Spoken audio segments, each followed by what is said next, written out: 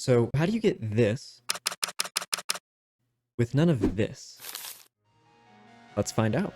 This server is CivMC, which is a continuation of a long line of Civilization roleplay servers that go all the way back to 2011. Today I want to talk about how a server with no rules, beyond no cheating and no harassment, is able to produce civilizations.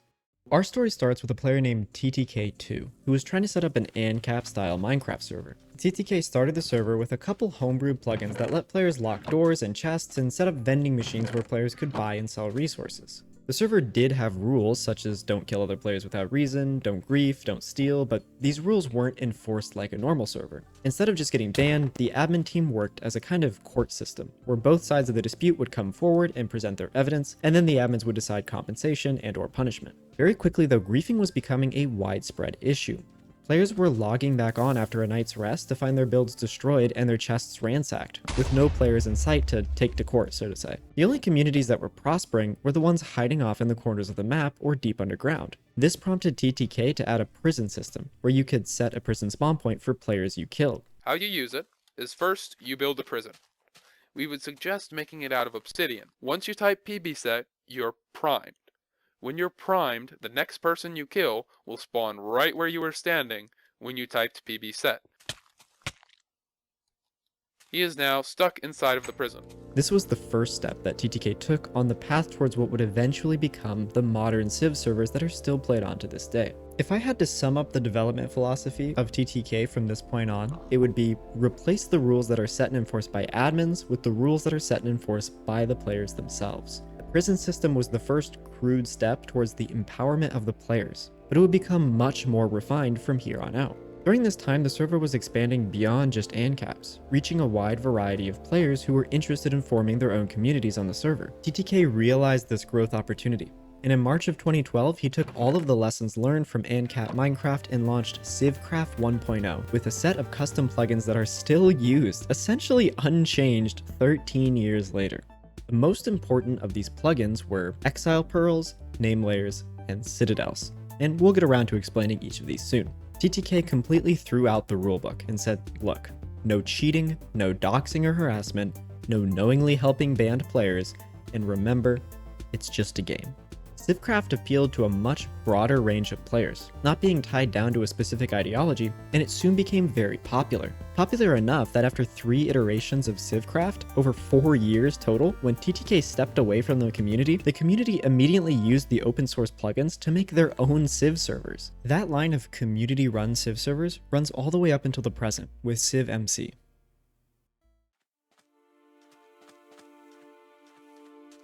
Now, I've spent weeks looking through dead Reddit threads and exploring empty worlds, basically reading everything TTK has written in the process. And although TTK has moved on to bigger and better things, I can't help but feel like, despite being a decade and a half removed, I'm standing where he was all the way back in 2011, asking the same questions. Hope you're doing well, dude. Anyways, I think I've given you enough of a history lesson to get a rough idea on why CivMC is the way it is. But now it's time to talk about, well, the way it is. Let's start by taking a look at these plugins that we mentioned earlier.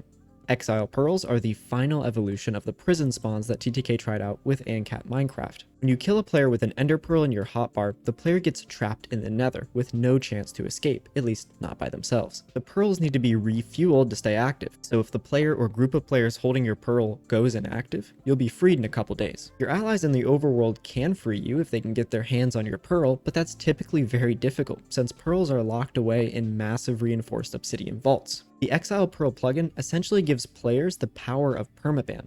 Now next up we have the Citadel plugin.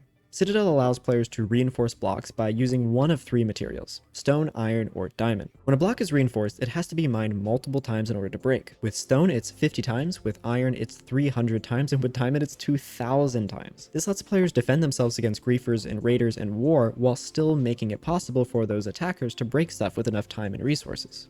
The Name Layer plugin fits right into Citadel, allowing players to choose which group those reinforcements belong to, which also affects things like doors and chests. This lets players of the same group break each other's blocks easily, even if they're reinforced. Now there are a couple more plugins that CivMC uses, such as factories, but in my opinion, to understand how the server functions as a whole, we don't have to go into detail about them here. Understanding these mechanics is much more important for actually playing on the server.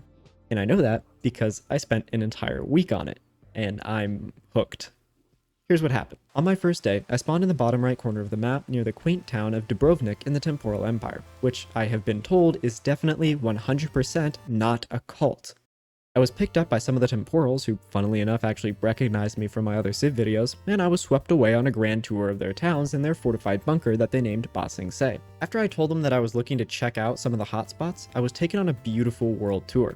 On the first stop, we hit Shiroyama, where I got to enjoy the beautiful Japanese-inspired architecture. From Shiroyama, we hopped on their direct rail line that heads towards Pavia, which is the world's economic hub.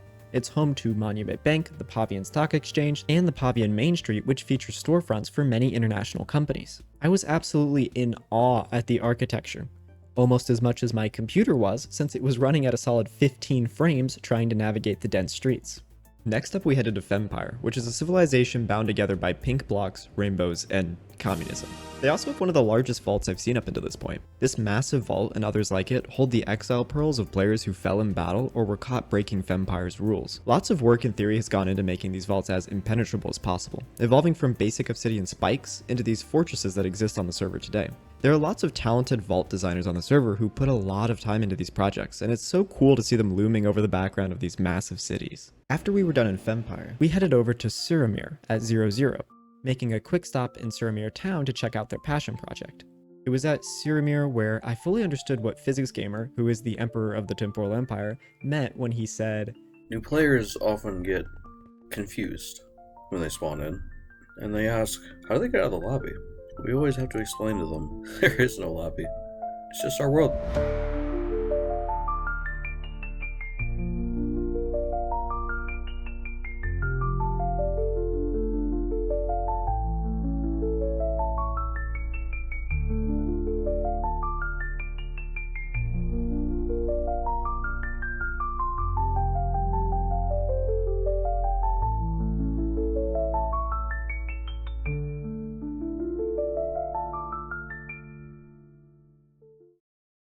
We ended off day 1 at Icenia City, where I got to see the Icenian Constitution and the Wall of Signatories, which included PhysicsGamer himself. I'm sensing some lore here. Day 2 was much shorter than the first. I hopped on by myself and hit the Salerno Islands down in the southwest, then headed right back to the Temporal Empire to do some diamond mining. At the end of the day, I chose an apartment in the up-and-coming city of Aquarius, and got right to decorating. I wanted to get it finished before the 5th day since we had something very special planned. On day 3, while recording some funniest at-home videos, I faced a shattering betrayal from the man who had taken me in.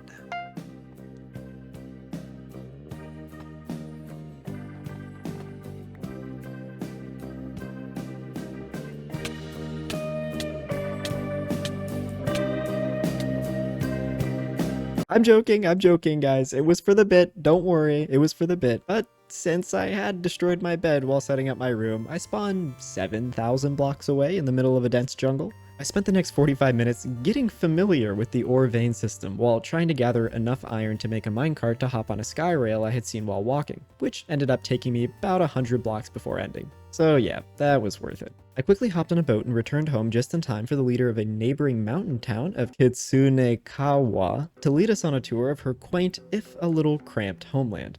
I ended out the day just working on my apartment. It was finally starting to come together.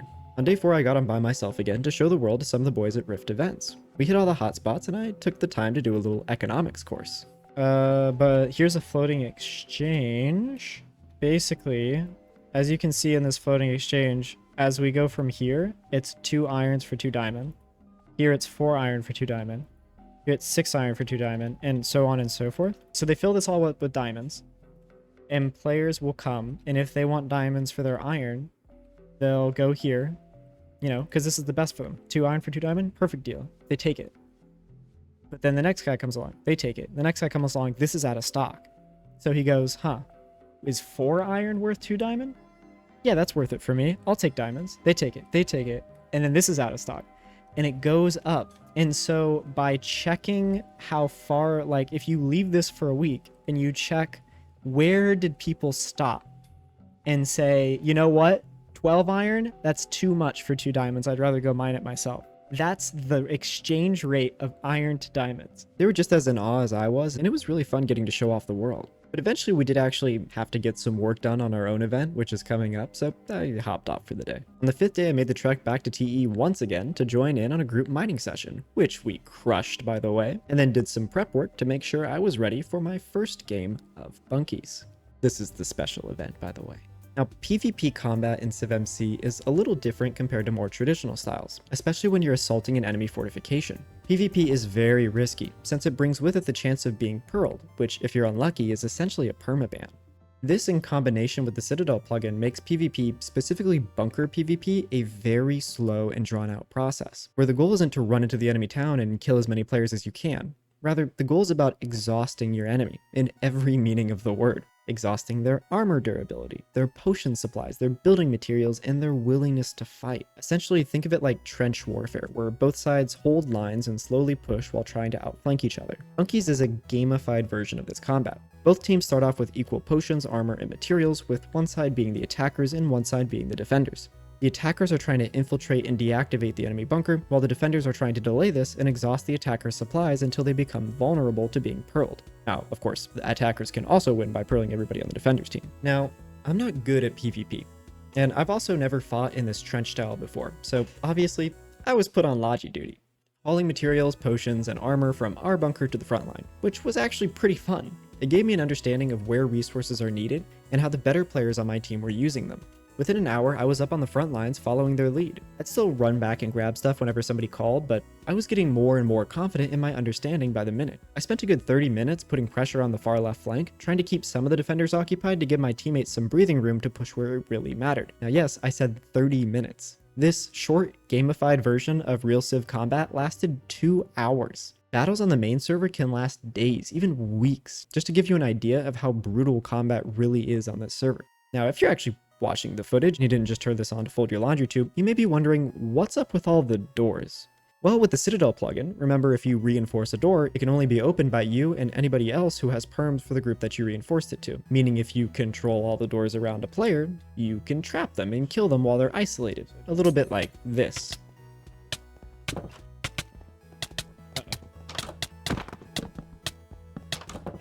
Fuck you, bro. Fuck you guys. Now, as you can see, you're still able to break doors, which is especially easier if they've only recently been placed, but you can see how pushing too far into enemy lines can easily result in death. Citadel makes dead space very, very bad, since your opponent can fill it with doors to control the space or with obsidian to block it off. That's why almost every block has a door on it. I'm glad to say I wasn't just a distraction all game, and I did finally pearl one of the defenders after catching him off guard while he was outflanking our tunnel, with which I obviously made a 2010 inspired COD montage out of.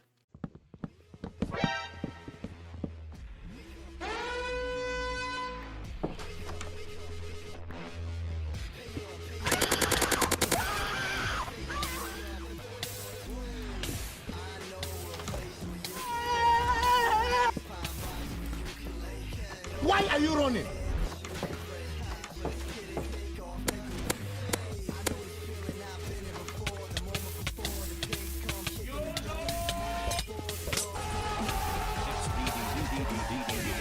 Anyway, Bunkies was really fun, and thank you so much to TE for showing me around the world, giving me a little room of my own, and letting me play in your Bunkies night.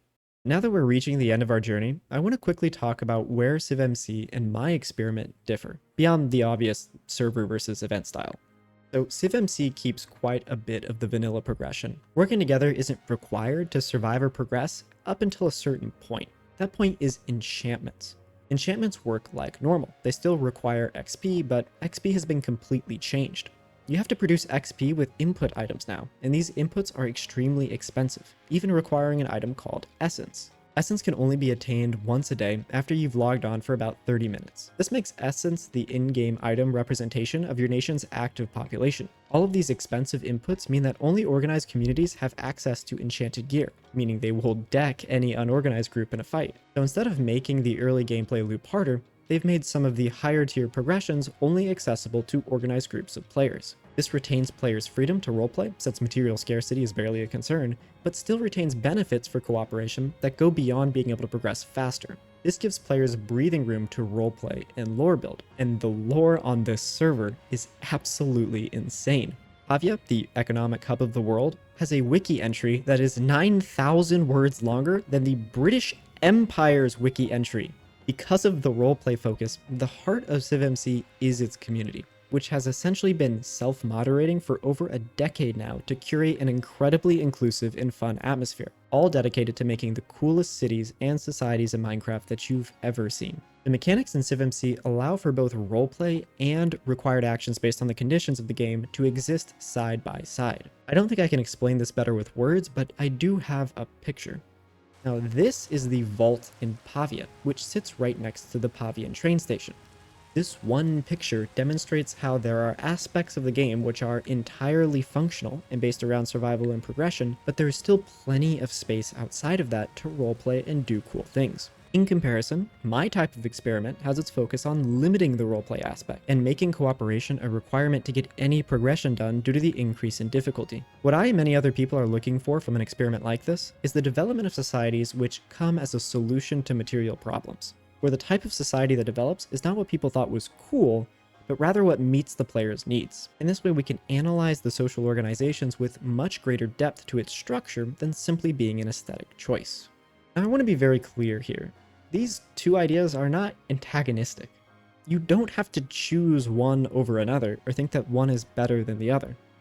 I really enjoyed my time spent on CivMC so far. I enjoy hanging out with the community and taking part in their world building.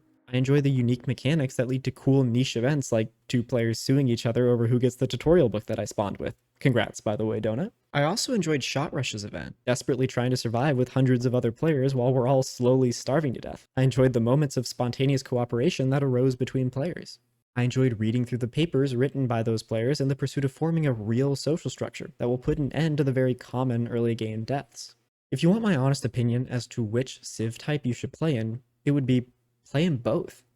Even though CivMC, and for lack of a better word, joyful type Civ events are quite different in their approaches, I believe they're the two best subgenres of Minecraft civilizations, because there is one thing that they share above all else, and it's what makes them so special: the lack of rules. There is no server admin telling you that you can't go to war, or that you can't grief a rival's base. There are no magical claim systems that leave no room for players to work around, no infallible force fields around cities that need to be deactivated by admins during war.